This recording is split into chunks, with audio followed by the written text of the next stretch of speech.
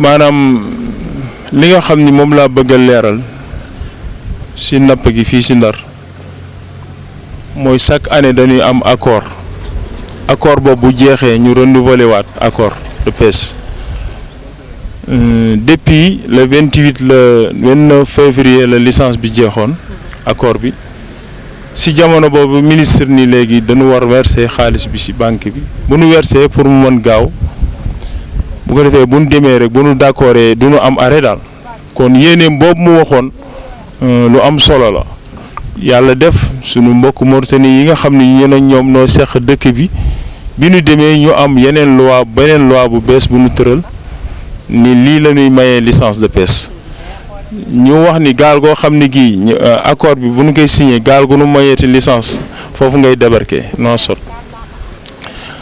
nga jël sa jën yëpp ko oto jaay ko yaa xam foo bëgg a jaay ci encore licence bi nga xam ni daf daan jël 10 euros par tonne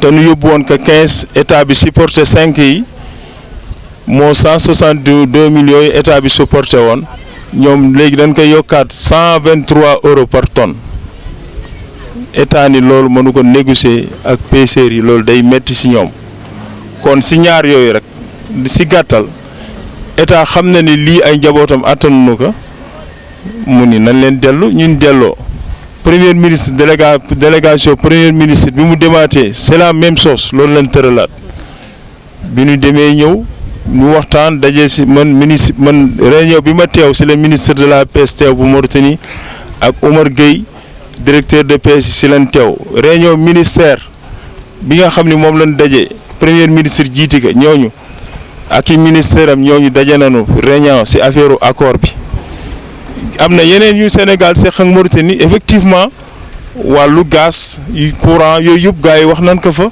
ndax Sénégal ak Mauritanie loolu kese li yeew leen. mais kon est-ce que mën nañ ni soppite yooyu am moom moo tax ngeen am retard pour jot licence.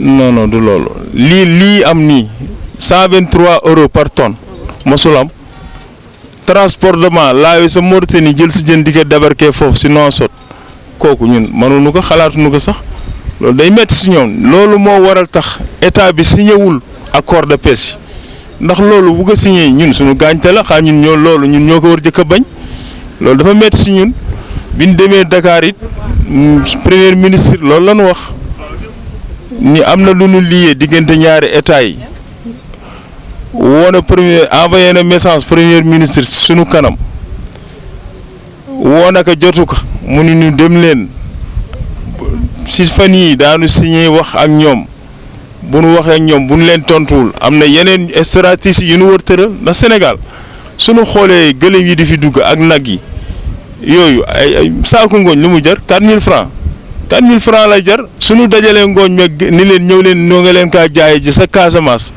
su boobaa ñoom daanu def leneen am na seen élèves yoo xam ne fi la ñuy jànge am na seen malade yoo xam ne fi la ñuy fajoo mais loolu yëpp diggante ñaari état la kenn ku ne war nga mën xool sa morom loo mën jàpp kenn na mën bàyyi dara. kon loolu moo indi yéexte bi ba léegi ci licence de pêche. yéexite bi loolu moo ko waral. te ñun pour nu am benn weer wala ñaari weer pour gaawantu yàlla moo amee wërsëg kenn amewul wërsëg yàlla moo amee wërsëg nañu gëm yàlla gëm dogal at yëpp dañuy am accord di am licence fii seen tournante yi rek nekkuñu fi. am na gaal yu ndaw yi fi nekk te ñooñu ñaata at ma suñu am licence dañuy gëm yàlla gëm dogal gëm ni lii ñëw ñoom duñu ko négocier rapidement pour nu mën si jot bu nu ko jotee dana jafe si ñun lool. ñaari weer ñu amaat problème ministre loolu la wax nañ leen li mu ni lii suñu droit la te daanu ko jot nañu xaar nu am accord nu signé accord. lu aju ci wàllu moteur gaal yi nga xam ne dañu ni joxin bi leer bu ne ñenn ñi am na ñeneen ñi amul leneen ni ñu ni ba léegi. yéen ñi nga xam ne peut-être yéen ko doon séddale seen séddale bi c'était pas équitable ak li ñu doon xaar ci nguur yëpp gisuñu ko. voilà état mooy séddale mais professionnels yi séddale woon état mooy xool ni yow valable nga pêcheur nga Ndar nga dëkk am nga carte permis am nga identité nationale ñu xool la vérifier la normal nga am nga yooyu yëpp su valable na bu boobaa nu jël sa dossier envoyé ko Dakar suñ ko envoyé Dakar ñoom ñoo lay woo CFAO moo lay woo ni la ñëwal sa dossier jàll na.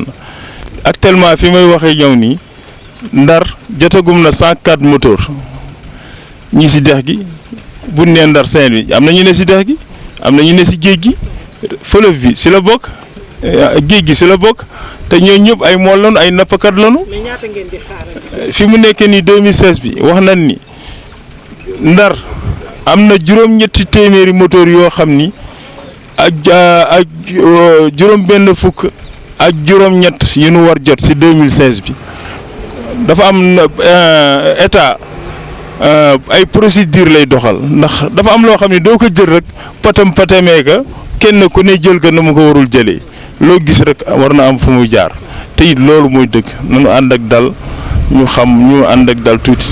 diggante Sénégal ak Mauritanie bi ñu demee suñu voyage ministre bi nu àndaloon premier ministre ak ministre de la pêche Mansour Faye négocié nañu ba gaalu seen tournante yi ñu jàppoon ñu bàyyi leen. waaw su fekkee man fi ma nekk nii jour boobu dama tëdd feebar mais def naa effort jël sama alal sacrifié ko woote Nouakchott woote garde côte bi professionnel yi fa nekkal woo nañu seen naataango mu ni leen gis naa appelu Ousmane ñaari yoon mais ñun pêcheurs Saint-Louis dañu yëpp ndax dañuy menacer lu ne la ñuy def fii te it loolu jaaduwul amuñu autorisation pour dugg respecté wuñu leen loolu la ñu wax te loolu ñu wax maanaam ñun diggante ñaari état la nag frontière la ñu gaa mais nanu muñ nu bañ jalgati ku amul autorisation fii boo fi duggee dañ lay arraisonné bul la arraisonné bu ko jooy kenn xamal ni yow yaa def faute bu day naka yaa def loo warul def nit dafay xam droit am xam la mu war soo amul autorité Sénégal gi boo amul kayit valable télé bii rek jaar fi dañ lay jàpp nangu sa permis fourrière oto bi kon nag ak lu mën xew lu nekk nañ leen dal ñu xam fi ñu jëm xam fu ñu jëm mooy ñun ñëpp ay mbokk lañu ñun ñëpp ay jullit lañu yàlla nag mooy joxe nguur qul illahumma maalikal mulk tuutil mulk man tasaaw wa tansihul mulk man tasaaw wa tuhissu man tasaaw wa tusillu man tasaaw bi yadikal xayri innaka ala kulli shay'in xadirun yàlla mooy seet lu ko soob mu def ko su ne lii dana am ala kulli halin bu ne lii du am ala kulli halin kon nag gëm dogal gëm lu yàlla andi muñ inna allaha maha saabirina yàlla moo ko wax su ngeen muñee danaa leen andil lu ëpp li ngeen doon jàmbat suñu forcé ñoo ngi fi bu nu dalee ñoo ngi fi kon nan leen dawal patience transparence ñu def nànk loolu moo am solo allahumma salli ala sayyidina en dérivant de surface, ceux qui pratiquent Bon, il faut revoir toute cette situation-là, il ne faut pas se précipiter, donc il faut que les gens prennent leur mal en patience. Bon, la pirogue qui a été arraisonnée, comme on vous a dit, hein, vous savez très bien que depuis le 28 février, le 29 février, les accords de pêche sont expirés.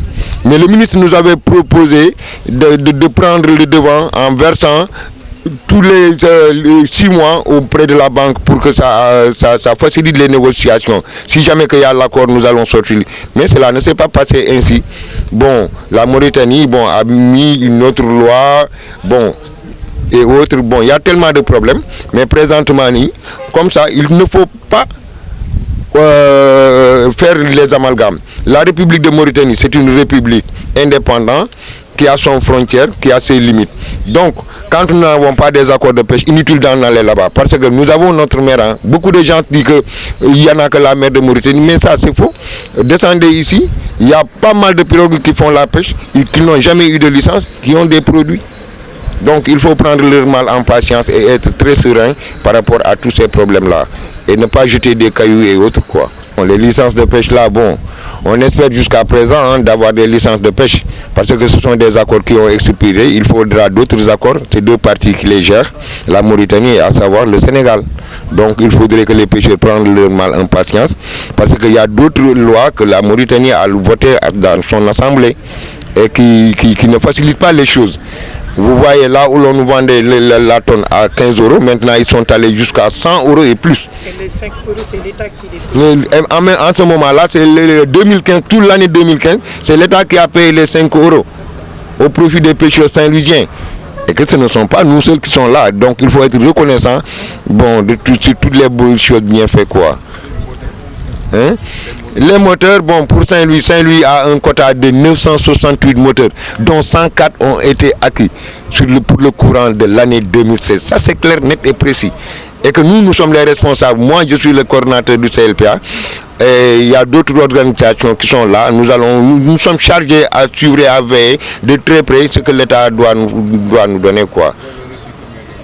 Présentement, nous avons 104 moteurs qui sont descendus pour Saint-Louis. Et il vous en reste combien? Il nous en reste approximativement 800 et quelques. Et par rapport à la tonne que vous achetiez l'année dernière, par exemple cette année, la Mauritanie voudrait vous vendre la tonne à combien? À 120 €. Or que c'est pas possible, nous ne pouvons pas. Plus d'autres problèmes qu'ils ont mis, c'est de la licence. Bon, il nous dit que quand ils nous octroient des licences, nous n'avons pas le droit de débarquer la totalité de nos espèces sur le terre Sénégal. À moins, il faut tout débarquer en Mauritanie et chercher des moyens de transbordement ou bien des moyens de transport, comme on peut le dire. Et que ça pose problème. Ça pose problème vraiment. D'où le retard. Le retard, bon, c'est sur les accords. Parce que entre les États, il n'y a pas d'amis, mais il n'y a que des intérêts qu'il faut sauvegarder de part et d'autre. C'est moi qui vous remercie.